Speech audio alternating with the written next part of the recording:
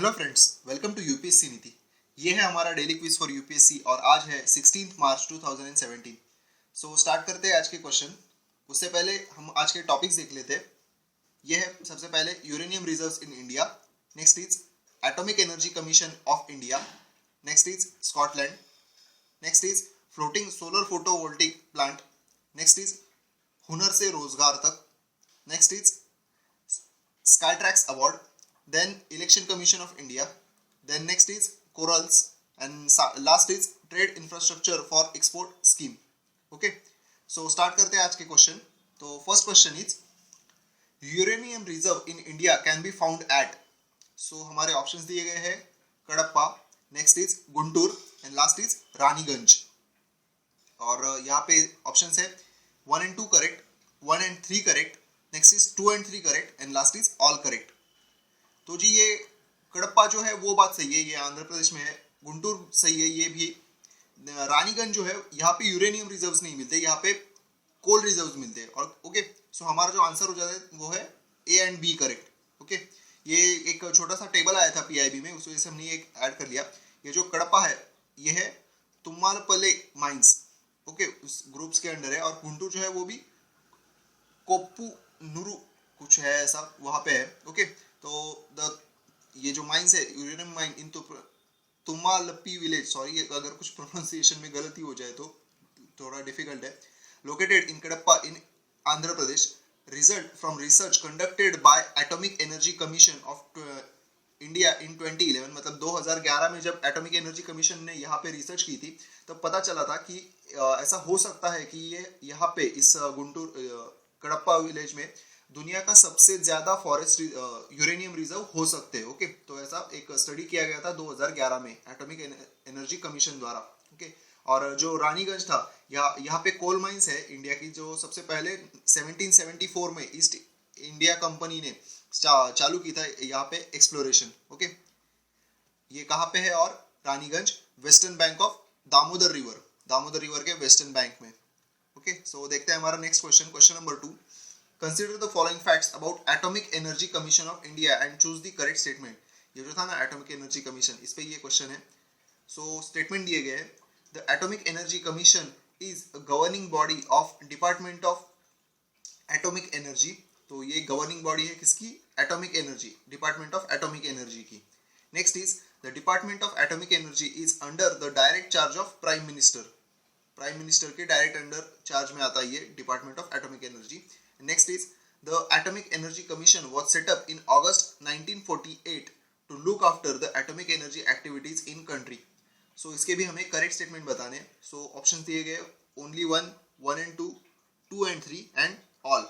Okay, so इसका जो answer है वो है ऑल करेक्ट, क्योंकि ये सभी जो तीनों स्टेटमेंट है वो करेक्ट है। दैट इज ये गवर्निंग बॉडी है डीए के अंदर जो प्राइम मिनिस्टर के अंडर आती है, और अगस्त 1948 में, ओके, अगस्त 1948 में एटॉमिक एनर्जी कमीशन जो है इसको स्टार्ट किया गया था, सेटअप किया गया था। सो इसके फंक्शन क्या क्या है एटॉमिक एनर्जी कमीशन के? To organise research and atomic science in country. इसके एटॉमिक साइंस के बारे में रिसर्च पूरे देश में कंडक्ट करना, जो कुछ साइंटिस्ट है उनको ट्रेन करना इस पर्टिकुलर फील्ड में।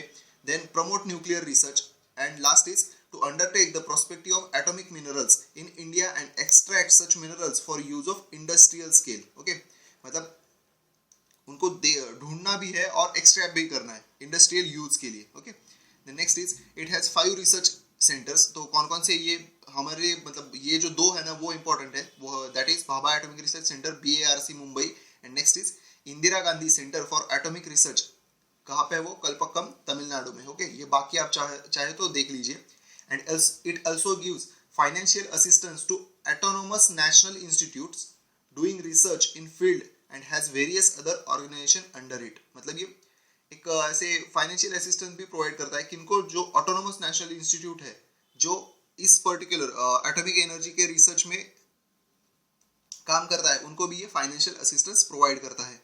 ओके, तो इसके साथ साथ ये एक डायग्राम मिल गया था जिसमें ये देख सकते हैं प्राइम मिनिस्टर जो है वो हेड है किसके? Atomic energy commission. इसके अंडर क्या आता है? डिपार्टमेंट ऑफ ये इसके अंदर, और ये बाकी जो हमारे अभी पहले हमने देखा था कौन कौन से रिसर्च सेंटर है उनके बारे में बता गया है। आप देख लीजिए बस चाहे तो, नहीं तो कोई बात नहीं। Next is Scotland is a part of, जो रिसेंटली बहुत दिनों से स्कॉटलैंड के बारे में न्यूज आ रही है तो हमने ये क्वेश्चन फॉर्म कर लिया. It is a part of Great Britain. Next is United Kingdom, then both A and B, that is Great Britain and United Kingdom, and last is Ireland. Okay, so ये question तो UPSC पूछेगा नहीं, लेकिन हमने ये form क्यों किया, तो एक कंसेप्चुअल क्लैरिटी होनी चाहिए कि स्कॉटलैंड कहाँ पे है, इस वजह से हमने क्वेश्चन ऐड किया था. सो जी इसका आंसर जो है वो है ए एंड बी, मतलब सी आंसर है इसका. क्योंकि क्या है, ये देख सकते हैं आप, ये यहाँ पे स्कॉटलैंड है, मतलब ग्रेट ब्रिटेन जो है ना उसमें क्या क्या कवर होता है, England, Wales and Scotland. Okay, और यूनाइटेड किंगडम में क्या आता है, ये तीन और प्लस नॉर्दर्न आयरलैंड. सॉरी मैं इसका इमेज डालना भूल गया, मैं जो हमारा रिवीजन वीडियो होगा ना उसमें एक इमेज ऐड कर दूंगा ग्रेट ब्रिटेन के बारे में, पूरा ब्रिटिश आइलैंड के बारे में. अगर आपने यूके का नाम ही अगर अच्छे से याद रखा ना तो आपको इसका कंफ्यूजन नहीं होगा. यूके का नाम है United kingdom of Great Britain and northern Ireland, मतलब ऐसा ही इसका पूरा नाम है. सो अगर ये हो जाए तो आपको याद रखने की जरूरत नहीं पड़ेगी कि स्कॉटलैंड मतलब ग्रेट ब्रिटेन और यूनाइटेड किंगडम में डिफरेंस क्या है. ओके, ग्रेट ब्रिटेन में 3 पार्ट आते हैं और जो यूनाइटेड किंगडम है उसमें नॉर्दर्न आयरलैंड भी शामिल होता है. ये कब से है, तो स्कॉटलैंड तो 1707 में एक्ट्स ऑफ यूनियन जो किंगडम ऑफ स्कॉटलैंड था इसके साथ ये स्कॉटलैंड जो है वो यूनाइटेड किंगडम ग्रेट ब्रिटेन का पार्ट हो गया था. और अभी रिसेंटली जब ब्रेक्जिट के बाद ये ऐसे स्कॉटलैंड चाहता है कि वो इससे ग्रेट ब्रिटेन से यूनाइटेड किंगडम से बाहर हो जाए. उसके लिए उन्होंने एक पहला प्रयास भी किया था जो था 2014 में किया था, अगर हम मतलब बाहर हो सके तो यूके से. लेकिन तब लोगों ने मतलब यहाँ वहाँ के जो स्कॉटलैंड के जो लोग थे, वहाँ उनके जो बिजनेसमैन थे उनके इंटरेस्ट ज़्यादा यूके में रहने के थे, इस वजह से वो अटेम्प्ट जो था वो फेल गया था. और अब वो फिर से प्लेबिसाइड की मांग, वहाँ पे रेफरेंडम की मांग हो रही है कि हमें यूके में रहना है या नहीं रहना है. ओके, सो ये हो गया स्कॉटलैंड के इशू. देखते हैं हमारा next question. India's largest floating solar photovoltaic PV plant has been installed in which state. तो ये रिसेंटली इंस्टॉल किया गया है. तो ऑप्शन है Punjab, Gujarat, Karnataka and Kerala and last is Maharashtra. तो ये कुछ ऐसा होता है जी. आंसर से पहले एक्सप्लेनेशन दे देता हूँ. क्या है कि इसके 2 फायदे होते हैं. एक तो सोलर एनर्जी भी जनरेट होती है और साथ ही साथ है ना जो वाटर का इवेपोरेशन है वो कम हो जाता है. ये तो मतलब ये लार्जेस्ट नहीं है, ये जस्ट एक इमेज है कि कैसा होता है ये दिखाने के लिए हमने इमेज ऐड की थी.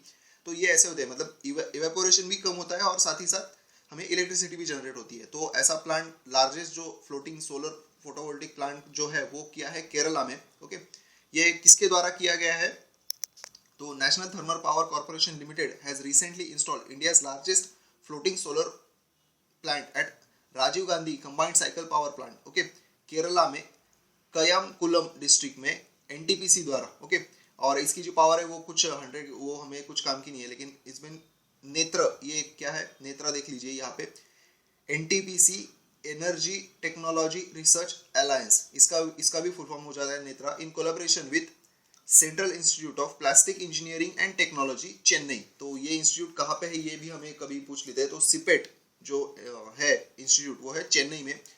The solar PV plant has various benefits like conserving water through reduction of evaporation, जो मैंने पहले बताया था, increase generation due to cooling effect on the panels and reduce installation time etc. and could be installed on saline water environment also. Okay, so देखते हैं हमारा 5th question.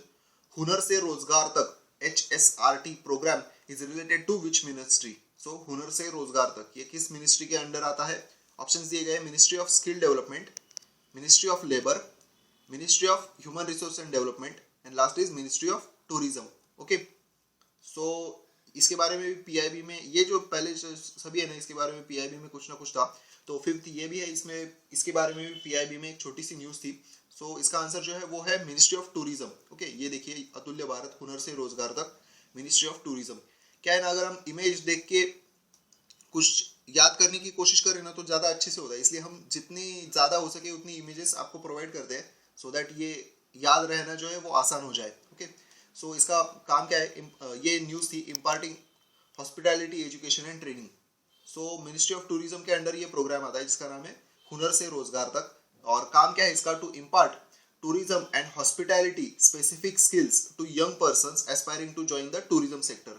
मतलब जो आदरातिथ्य जो जिसे कहते हैं हॉस्पिटैलिटी, उसकी स्किल्स जो है वो प्रोवाइड करना है यंग पर्सन को जो टूरिज्म सेक्टर में आना चाहते हैं. और साथ ही साथ इस प्रोग्राम के अंडर क्या क्या सिखाया जाता है, तो food production in beverages services, next is housekeeping utilities and bakery and pastries production. Okay, तो ये ऐसे कुछ है पर्टिकुलर पार्ट्स जो सिखाए जाते हैं.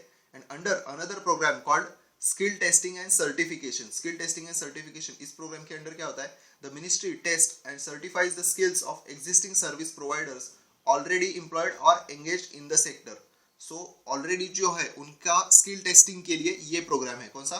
Skill testing and certification program. और वो भी किसके, कौन सी मिनिस्ट्री, तो वो भी टूरिज्म मिनिस्ट्री के अंडर आता है. ओके, देखते हैं हमारा 6th question. Which Indian airport has been awarded the prestigious Skytrax Award for Best Regional Airport in India and Central Asia? So जी यूपीएससी नहीं लगता कि ऐसे क्वेश्चन पूछेंगी, लेकिन आज की हिंदू की एक न्यूज़ थी तो हमें अपडेट तो होना है. और साथ ही साथ अगर कुछ उड़ान जो हमारी स्कीम भी चल रही है, सो उड़ान स्कीम के रिलेटेड अगर कुछ भी मेंस में क्वेश्चन आए तो आप इस पर्टिकुलर पार्ट को भी कोट कर सकते हो कि हमारे एक पर्टिकुलर ऐसे एयरपोर्ट है उसको बेस्ट रीजनल एयरपोर्ट, वो भी इंडिया एंड सेंट्रल एशिया में अवार्ड मिला है. तो किसके द्वारा मिला है? स्काईट्रैक्स अवार्ड द्वारा. तो हमें मेन तो मोटो यही था कि आपको ये पता होना चाहिए, इस वजह से हमने ये क्वेश्चन ऐड किया.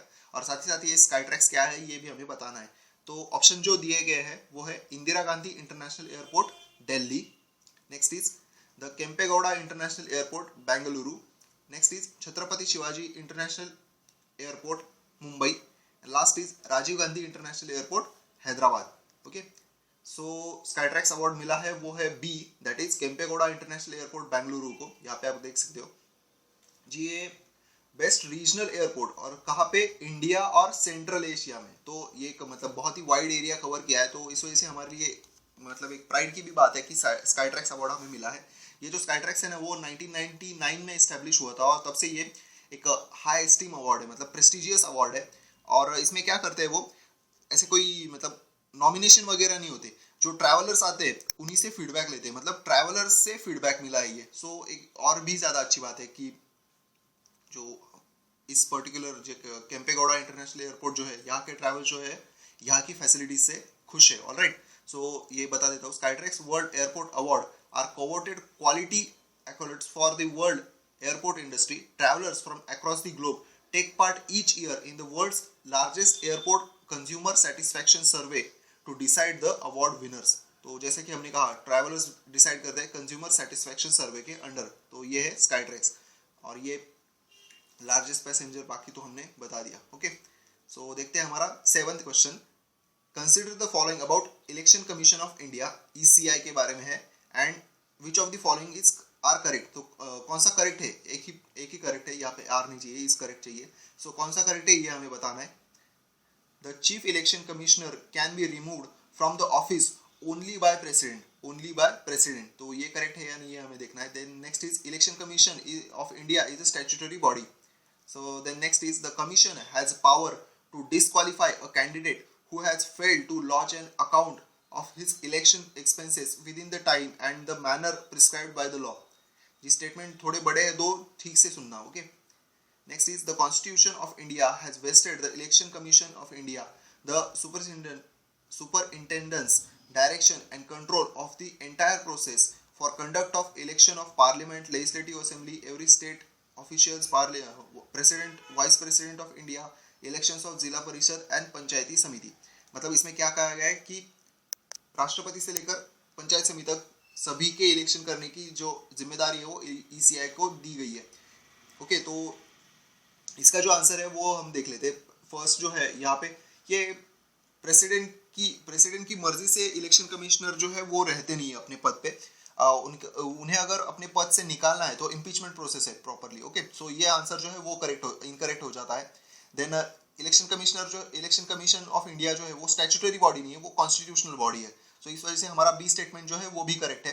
ये जो स्टेटमेंट है वो करेक्ट है कि अगर किसी पर्टिकुलर जो उम्मीदवार है उसने अगर उसके अपनी जो एक्सपेंसेस है, इलेक्शन एक्सपेंसेस के बारे में अपना पूरा ब्यौरा जो है वो दिया नहीं, जो लॉ के अंडर है, तो इलेक्शन कमीशन उस कैंडिडेट को डिस्क्वालीफाई कर सकता है। ओके, इलेक्शन कमीशन इस कैंडिडेट को बाद में भी डिस्क्वालीफाई कर सकता है। सो जो सी ऑप्शन है वो करेक्ट है। और ये क्यों इनकरेक्ट है, क्योंकि जिला परिषद वगैरह और इनके लिए जो इलेक्शन लेना होता है वो ईसीआई द्वारा नहीं लिया जाता, वो स्टेट इलेक्शन कमीशन द्वारा लिया जाता है। ओके, ये जो ईसीआई होता है वो सिर्फ president post, vice president post और लोकसभा और जो हमारे राज्यसभा के होते हैं उन्हीं के जो एक्सप्लेन होते हैं उनके लिए होता है। ओके, यहाँ पे आप देख सकते हैं election of parliaments and legislature of every state. Okay, conduct. और ये देखिए, the constitution has vested the election commission of India the superintendent direction and control of entire process for conduct of election, parliament and legislature of every state, and to officials of president of and vice president only। मतलब parliament, legislature of every state and president and vice president, इन चारों के ही election जो है वो ECI लेती है। Okay, सो बाकी तो हमने बता दिया। यहाँ पे आप देख सकते हैं, और एक बात जो मैं भूल गया था अभी बताना, इनका ईसीआई चीफ इलेक्शन कमिश्नर जो होते हैं उनका जो टेन्योर है वो 6 ईयर्स के लिए फिक्स किया है, या फिर 65 ईयर्स तक, विच एवर अर्लियर। मतलब इम्पीचमेंट प्रोसेस या फिर वो खुद से रिटायर हो गए तो इन दोनों में से कोई प्रोसेस अपनाई जा सकती है।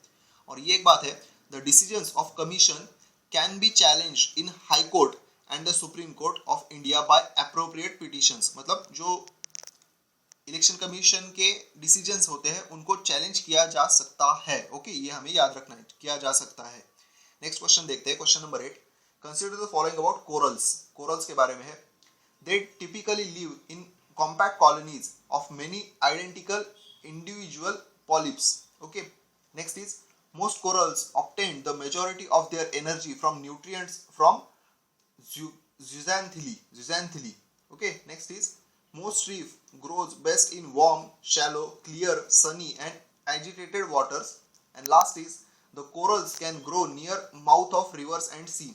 So कौन सा करेक्ट है ये पूछा है, 1 only, 1, 2 and 4, 1, 2 and 3 and all correct. So जी इसका आंसर है वो है C, 1, 2 and 3 correct.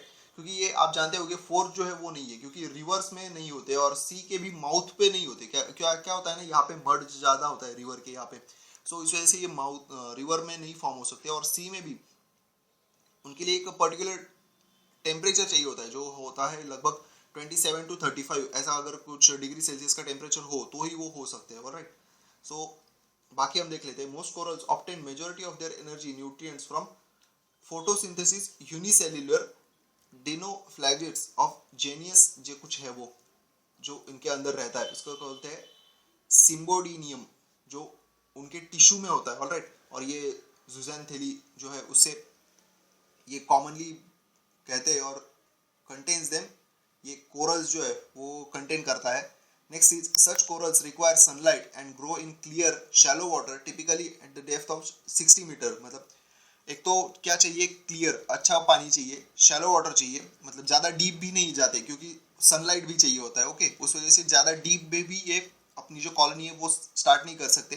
And typically at the depth shallower than 60 metres, मतलब नॉर्मल हाइट, नॉर्मल एक एरिया में ही ये अपनी कॉलोनी स्टार्ट कर सकते हैं। Coral reefs are build by colonies of tiny animals found in marine waters that contains few nutrients. तो उनका क्या कहते हैं, polyps वो। And most coral reefs are built stony corals which turns consist of polyps that cluster groups, and corals are marine invertebrates in class of Anthizo। अरे यार ये क्या था, कुछ है ना, मुझे बायोलॉजी के नाम पता नहीं चलते, प्रोनाउंसिएशन भी मेरा खराब हो जाता है, सॉरी है उसके लिए। और ये कोरल्स जो है वो काफ़ी दिनों से न्यूज़ में है। ग्रेट बैरियर रीफ पे भी हमने एक क्वेश्चन फॉर्म किया था रिसेंटली, सो देख लीजिए, एनवायरनमेंट में हो सकता है कुछ पॉसिबल क्वेश्चन हो। सॉरी ये मैंने अच्छे से एक्सप्लेन नहीं किया। देखते हैं next question, which of the following is true about TIES. So TIES क्या है, trade infrastructure and export scheme. Okay, a scheme to create export related infrastructure and boost the competitiveness of India's shipments। तो ties क्या है ये बताया गया है, ये करेक्ट है या नहीं हमें बताना है। And next is the scheme replaces currently sponsored scheme assistance to state for creating infrastructure for the development and growth exports. तो असाइड ये स्कीम जो है वो इस स्कीम को रिप्लेस करेगी टाइज। ओके, तो कौन सा करेक्ट है? 1 correct, 2 correct, 1 and 2 correct and none of the above. तो ये भी आज ही की हिंदू की न्यूज़ थी, निर्मला सीतारमण जी के एक छोटा फोटो के साथ ये न्यूज़ आई थी, आप देख सकते हैं। तो इसका जो है वो दोनों स्टेटमेंट सही है।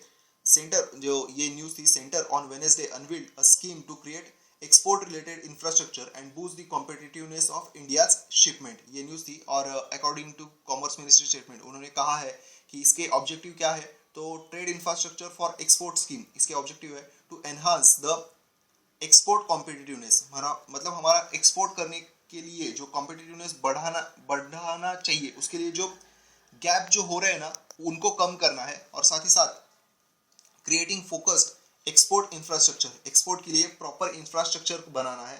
And first and last mile connectivity भी बढ़ानी है। तो इन सभी फोकस के साथ ये टाइज फुल फॉर्म है, फिर से एक बार देख लेते हैं, trade infrastructure for export scheme, ये लाई जा रही है। और ये किसको रिप्लेस करेगी? जो हमने ऑप्शन में दिया था असाइड, उसका फुल फॉर्म है assistance to state for creating infrastructure for development of growth. ये सेंट्रली स्पॉन्सर्ड स्कीम है। Okay, the focus is not just to create infrastructure but to make sure that it's professionally run and sustained. मतलब जो हमने कहा था कि first mile से last mile connectivity, तो ये भी इसमें इंक्लूड किया गया है, किसमें? टाइज में। ओके, सो देखते हैं last question, which among the following statement is are correct? A minister belonging to Lok Sabha can take part in proceedings in Rajya Sabha. So लोक सभा के मिनिस्टर राज्य सभा के प्रोसीडिंग में पार्टिसिपेट कर सकते हैं। Next is a minister belonging to Lok Sabha can take part in voting procedures of Rajya Sabha. तो लोक सभा के मिनिस्टर राज्य सभा के वोटिंग में पार्टिसिपेट कर सकते हैं। Next is a minister belonging to Rajya Sabha can take part in proceedings of Lok Sabha, मतलब पहले का vice versa. Okay, and last is a minister belonging to Rajya Sabha can take part in voting process of Lok Sabha, second का vice versa. Okay, सो हमारे options दिए गए 3 and 4, 1 and 2, 2 and 4 and 1 and 3। Okay, so ये बात जो है कि मिनिस्टर जो होते हैं लोकसभा के वो प्रोसीडिंग्स में पार्टिसिपेट कर सकते हैं राज्य सभा के। ऑलराइट, मतलब फर्स्ट जो स्टेटमेंट है वो करेक्ट है, सेकंड इनकरेक्ट है क्योंकि वो वोटिंग में पार्टिसिपेट नहीं कर सकते। लोकसभा के मिनिस्टर राज्यसभा की वोटिंग में पार्टिसिपेट नहीं कर सकते। साथ ही साथ जो थर्ड स्टेटमेंट है belonging to Rajya Sabha can take part in proceeding of Lok Sabha, ये भी करेक्ट है। मतलब कोई भी मिनिस्टर है वो राज्यसभा के भी हो, मगर कंसिडर कीजिए अरुण जेटली सर है, वो जाके लोकसभा में कुछ चर्चा के लिए या हम अपने क्वेश्चंस हो गए उसके रिलेटेड तो आंसर दे सकते हैं। ओके, लेकिन वो वोट अगर कुछ करना हो तो वोट नहीं कर सकते। राज्यसभा के मिनिस्टर लोकसभा में वोटिंग नहीं कर सकते। मतलब 1 and 3 करेक्ट है एंड 2 and 4 इनकरेक्ट है। सो हमें इनकरेक्ट पूछा है। ओके, ये अच्छे से देखना है करेक्ट है या इनकरेक्ट है। सो इनकरेक्ट पूछा है, सो आंसर हो जाता है सी, 2 and 3। ओके, सो ये तो हमने बता दिया। और अगर कोई मिनिस्टर जो है वो लोकसभा और राज्यसभा किसी का भी पार्ट नहीं है, फिर भी वो दोनों के प्रोसीडिंग जो है मतलब उनमें पार्टिसिपेट कर सकता है, पार्टिसिपेट कर सकते हैं। ओके, प्रोसीडिंग में, लेकिन साथ ही साथ उन्हें 6 महीने के अंदर दोनों में से किसी एक हाउस का रिप्रेजेंटेटिव बनना होगा, नॉमिनेट होना होगा। मतलब मोस्टली ये राज्यसभा की हो जाते हैं। ओके, सो ये थे आज के question. Thank you so much. हम कल फिर लौटेंगे ऐसे ही क्वेश्चन के साथ। तब तक keep studying and have a happy wonderful day ahead. All the best.